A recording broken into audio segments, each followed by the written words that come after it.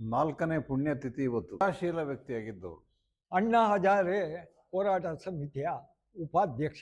ನಗರದಲ್ಲಿ ನಡೀತಕ್ಕಂಥ ಎಲ್ಲ ಕಾಮಗಾರಿಗಳನ್ನು ಖುದ್ದು ಪರಿಶೀಲಿಸಿ ಅಲ್ಲೇನಾದರೂ ಲೋಪದೋಷಗಳು ಕಂಡು ಬಂದರೆ ಅವೆಲ್ಲವುಗಳನ್ನು ಗಮನಕ್ಕೆ ತರ್ತಾ ಇದ್ರು. ಸರ್ಕಾರಿ ಕಚೇರಿಗಳಲ್ಲಿ ಒಂದು ರೀತಿಯ ಸಂಚಲನ ಮೂಡಿಸ್ತಾ ಇದ್ರು. ಹಜಾರೆ ಹೋರಾಟ ಸಮಿತಿಯ ರಚನೆ ಮಾಡಬೇಕು ಅಂತೇಳಿ ಕೂಡ ಎಲ್ಲರೂ ವ್ಯಕ್ತ ಮಾಡು.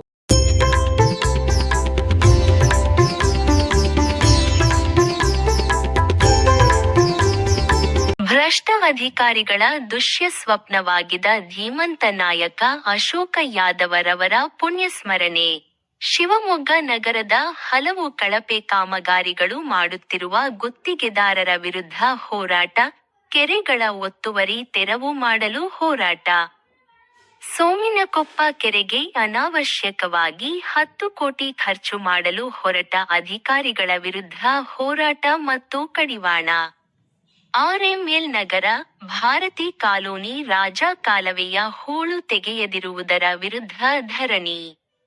ರೈಲ್ವೆ ಸ್ಟೇಷನ್ಗೆ ಬಸ್ ನಿಲ್ದಾಣದಿಂದ ಹಾಗೂ ವಿವಿಧ ಬಡಾವಣೆಗಳಿಂದ ನಗರಕ್ಕೆ ನಿಯೋಜನೆಗೊಂಡ ಸರ್ಕಾರಿ ಜೆ-ನರ್ಮ್ ಬಸ್ಸುಗಳು ನಗರದಲ್ಲಿ ಸಂಚರಿಸಲು ಹೋರಾಟ.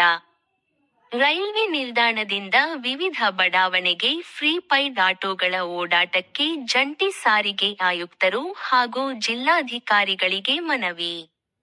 ವಿನೋಬ ನಗರದ ಶಿವಾಲಯ ದೇವಾಲಯದ ಬಳಿ ಲಕ್ಷಾಂತರ ರೂಪಾಯಿ ವೆಚ್ಚದಿಂದ ನಿರ್ಮಾಣಗೊಂಡ ಬೀದಿಬದಿ ವ್ಯಾಪಾರಿಗಳ ಮಳಿಗೆಯನ್ನು ಅನುಷ್ಠಾನಗೊಳಿಸಲು ಹೋರಾಟ.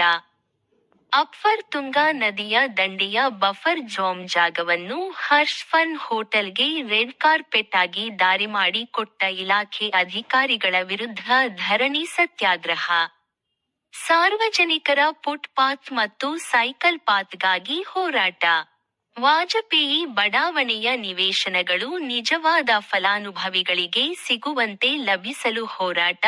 ಸ್ಮಾರ್ಟ್ ಸಿಟಿಯಿಂದ ಹಲವು ಕಳಪೆ ಕಾಮಗಾರಿ ವಿರುದ್ಧ ಹೋರಾಟ ಹಾಗೂ ಸ್ಮಾರ್ಟ್ ಸಿಟಿ ಎಂಡಿ ವಜಾಗೊಳಿಸಲು ಧರಣಿ ಸತ್ಯಾಗ್ರಹ. ಸಾರಿಗೆ ಇಲಾಖೆಯಲ್ಲಿ ದಲ್ಲಾಳಿಗಳ ಕಡಿವಾಣಕ್ಕೆ ಎಲ್ಎಲ್ಆರ್ ಹಾಗೂ ಡಿಎಲ್ ಸಾರ್ವಜನಿಕರು ಮಾಡಿಸಿಕೊಳ್ಳಲು ನಾಮಫಲಕದಲ್ಲಿ ಸರ್ಕಾರಿಯ ನಿಗದಿತ ಬೆಲೆ ಹಾಗೂ ಮಾರ್ಗಸೂಚಿಗಳು ಅಳವಡಿಸುವ ಬಗ್ಗೆ ಹೋರಾಟ. ಸರ್ಕಾರಿ ಇಲಾಖೆಗಳ ಮುಖ್ಯಸ್ಥರ ಟೇಬಲ್ ಮೇಲೆ ನಾನು ಲಂಚ ಪಡೆಯುವುದಿಲ್ಲ, ನಾನು ಸಾರ್ವಜನಿಕರ ಸೇವಕ ಎಂಬ ನಾಮಫಲಕ ಅಳವಡಿಕೆ. ಕೊರೋನಾ ಸಂದರ್ಭದಲ್ಲಿ ಆರ್ಥಿಕ ದುರ್ಬಲ ವರ್ಗದವರನ್ನು ಗುರುತಿಸಿ ಸಮಿತಿಯಿಂದ ಆಹಾರ ಕಿಟ್ಗಳ ವಿತರಣೆ ಮಾಡಿದ ಹಾಗೂ ಹಲವು ಹೋರಾಟದ ರೂವಾರಿ ಜನನಾಯಕ.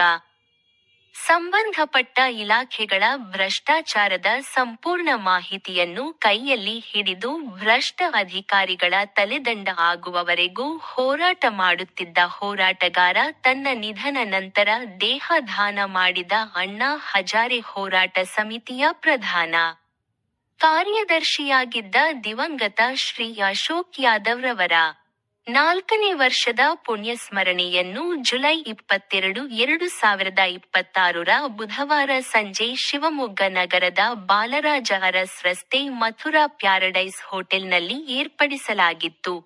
ಈ ಪುಣ್ಯ ಸ್ಮರಣೆ ಕಾರ್ಯಕ್ರಮದಲ್ಲಿ ಅವರ ಕುಟುಂಬ ವರ್ಗದವರು ಹಾಗೂ ಗಣ್ಯರು, ಹೋರಾಟಗಾರರು ಭಾಗವಹಿಸಿ ಅವರ ಭಾವಚಿತ್ರಕ್ಕೆ ಪುಷ್ಪಾರ್ಚನೆ ಮಾಡುವ ಮೂಲಕ ನುಡಿನ ನಮನಗಳನ್ನು ಸಲ್ಲಿಸಿದರು. ಅಶೋಕ್ ಯಾದವ್ ಅವರ 4ನೇ ಪುಣ್ಯತಿಥಿ ಇವತ್ತು. ಅಶೋಕ್ ಯಾದವ್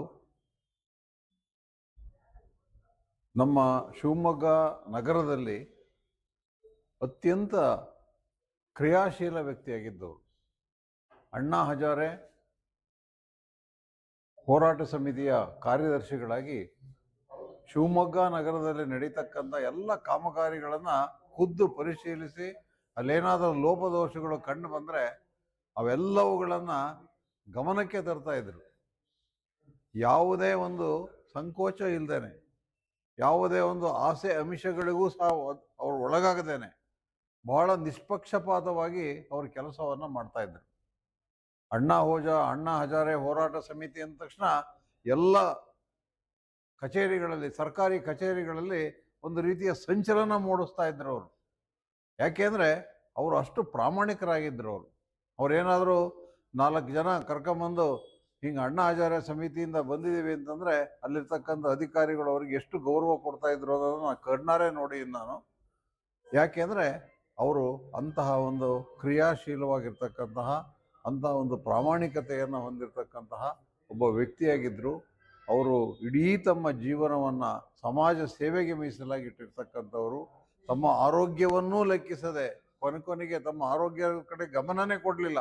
ಎಷ್ಟೇ ಯಾರು ಹೇಳಿದರೂ ಸಹ ಅದನ್ನು ಒಂದು ಗೌಣವಾಗಿ ಸ್ವೀಕರಿಸಿ ಸಮಾಜ ಸೇವೆಗೋಸ್ಕರವಾಗಿ ತಮ್ಮ ಇಡೀ ಜೀವನವನ್ನು ಅವರು ಮೀಸಲಾಗಿಟ್ಟಂತಹ ಒಬ್ಬ ವ್ಯಕ್ತಿ. ಬರೀ ಅಷ್ಟೇ ಅಲ್ಲ, ಪರಿಸರ ಸಂರಕ್ಷಣೆ ಇರ್ಬೋದು, ಆಮೇಲೆ ಯಾವುದೇ ಒಂದು ರಾಷ್ಟ್ರೀಯ ಮಟ್ಟದ ಕೆಲವು ವಿಚಾರ ಸಂಕಿರಣಗಳಿರ್ಬೋದು, ಎಲ್ಲವುಗಳಲ್ಲೂ ಸಹ ಅವರು ಸಕ್ರಿಯವಾಗಿ ಭಾಗವಹಿಸಿ ಅನೇಕರಿಗೆ ಸ್ಫೂರ್ತಿದಾಯಕವಾಗಿದ್ದಂತಹ ಒಬ್ಬ ವ್ಯಕ್ತಿ. ಅವರೊಬ್ಬ ವ್ಯಕ್ತಿ ಆಗಿರಲಿಲ್ಲ, ಒಬ್ಬರು ಶಕ್ತಿಯಾಗಿದ್ದರು.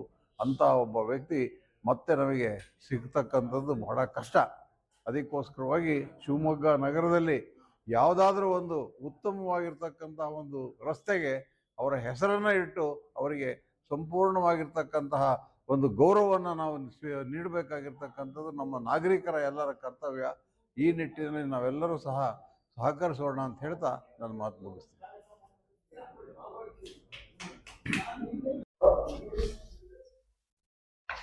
ನಮಸ್ಕಾರ.